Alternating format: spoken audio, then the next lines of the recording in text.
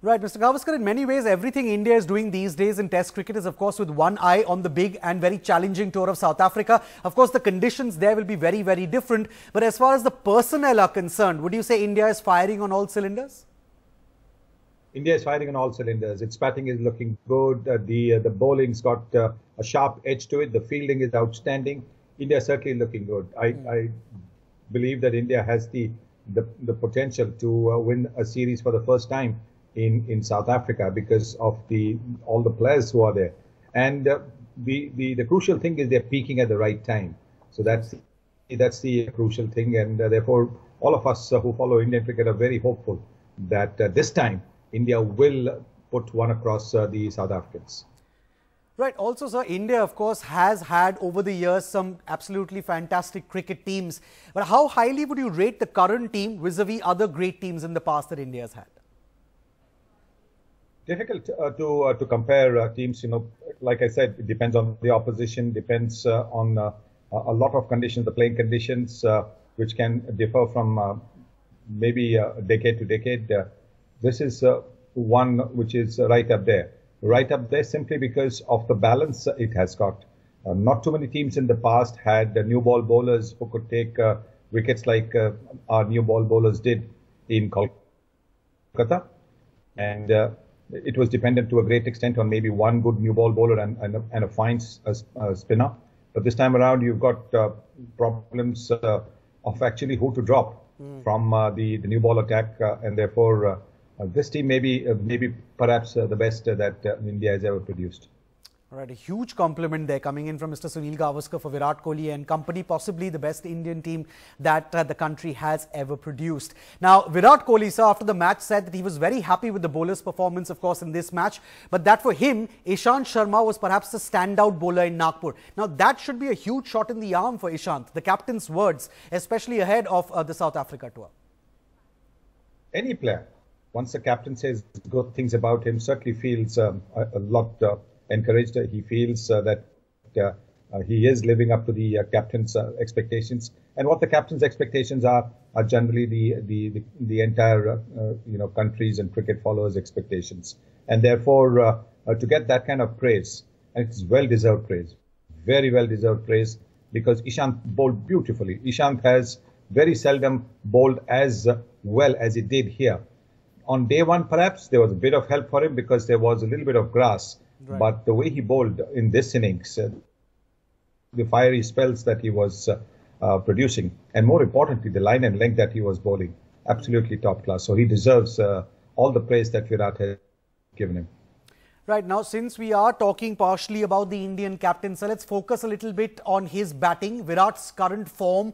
After the match, he spoke about how he didn't really listen to his critics who felt that he wasn't scoring the big hundreds in Test cricket, the double centuries and the triple centuries. But he already has, 19 Test centuries in 62 Test matches. He's already equaled Brian Lara's record of 5 Test double centuries as captain. He also now holds the record of most Test centuries ever scored by an Indian captain with 12. And interestingly, he's broken your record, sir, the record that you held for such a long time. Your reaction to that?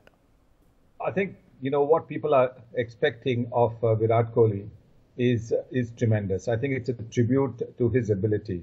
If there are some who are saying he isn't producing the big scores, it just tells you how good they think they are, how good they think he is, to be able to get for 130, 140. They want him to score 240, 250, maybe even a triple hundred. So that actually is a tribute to Virat as a batsman. And he's just getting better and better because of the fact that at the Test level, the mental adjustment that he makes in terms of the bat speed, the mental adjustment that he makes in terms of looking to play risk-free cricket, but at the same time looking to drive the ball, looking to score runs just about every. That is something which is very, very difficult to find in modern day cricket. Right. There will be a lot of solid hundreds, but attractive hundreds you will see from Virat Kohli. So Virat Kohli is like Ravi Shastri said, the sky is the limit for him. And as far as him passing my record, that's a good thing. I've always felt that anybody has to break my record. It's an Indian. I feel happy. because I would rather an Indian break my record than anybody else. Right. Also, sir, listening to Virat Kohli's post-match sound bites and the interviews that he's doing these days, do you also get the feeling that Virat has really mellowed as an individual and as a captain? Somehow the responsibility of captaincy and being one of the team's key batsmen has brought out the best in him. Everybody does. And it's no surprise that Virat also is doing. Remember the times when he used to get to a 50 or 100, what he would be. We could lip read what he was saying every time he reached a 50 and 100, say about 3 years ago or 4 years back. And now he is, the reaction is completely different. Look, when you score a 50 or when you score a 100, it's a moment of joy. It's a moment of joy because as a batsman, you dream of that and dream of scoring 100 for your country in a test match or even in a one-day international. So I think the joy is now showing on his face. Earlier on, it used to be almost as if he was trying point to somebody, and therefore the unsavory words were coming out.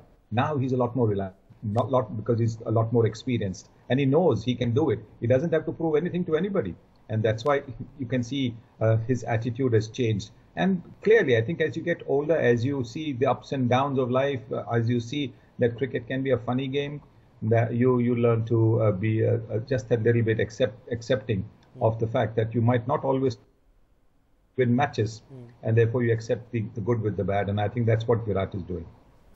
Right. So from Virat, let's quickly go across to Rohit Sharma. A quick word on Rohit. Came back into the test team, scored a century. Now, this is a question that has been asked many times in the past when it comes to Rohit. But do you see him cementing his place in the test team somewhat? Do you see Rohit changing the fact that he has not been able to book a berth for himself in the test team as far as at least the South Africa tour is concerned? Depends on the kind of combination that India play in South Africa. India will want to win the series, and if you want to win the series, you will need to take at least 4.5 bowlers, if not 5 bowlers. So I think that is what India will be looking to do, in which case he might not even get a chance to play in the 11. But yes, I think he's grabbing every opportunity that he gets to come back to the Indian test team after 13 months and straight away score 100. More importantly, straight away start hitting the ball like he does in one-day cricket. Just tells you the confidence and that he has and the good space that he is in, and that's why a fourth 100 of the innings from Rohit. Right, a word on R. Ashwin now, fastest to 300 test wickets in terms of test matches played. He's broken Dennis Lilly's 36-year record. His form also in many ways will be crucial when India tour South Africa, you feel? Because especially because of the way he bowled on a pitch where there was not much help for him.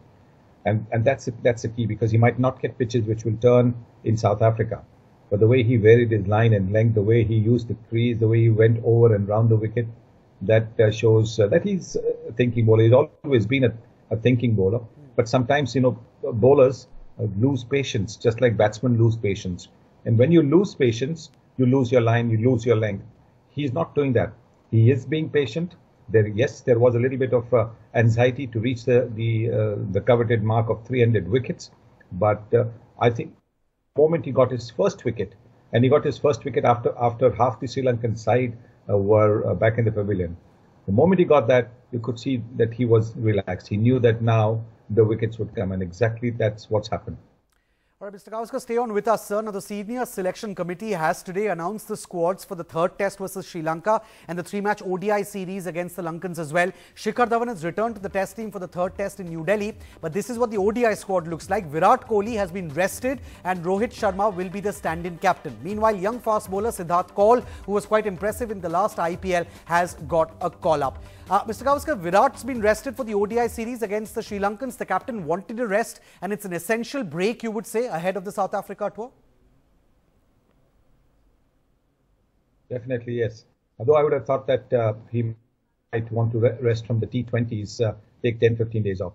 In modern sport, you don't want to take too much time off, because once you take too much time off, despite all the training that you might be doing, the physical conditioning that you might be doing, even if you're not actually playing, there's nothing better than actually playing. But that keeps you in trim, that keeps you match trim, match fit, and therefore maybe just those 3 T20s could have been the ones that he could have rested, because then he would have had almost 2 weeks, 3 weeks off, And for somebody who's as fit as he is, I think 2 weeks away from the game, physically as well as mentally, would have been just the kind of tonic that he needed. But 3 1-days, also, I think if he doesn't play the 320s, that also will be fine. But I'm glad he is playing the third test. You do not want him because then that 1 month, that would have been a huge break from 1st of December to the 5th of January when the first test match is being played. That would have been a huge break. So it's a good thing that he's only going to miss a little bit and he'll be back in match trim by the time the first test starts. All right, we'll have to leave it at that this evening. Mr. Sunil Gavaskar, thank you so much, sir, for joining us.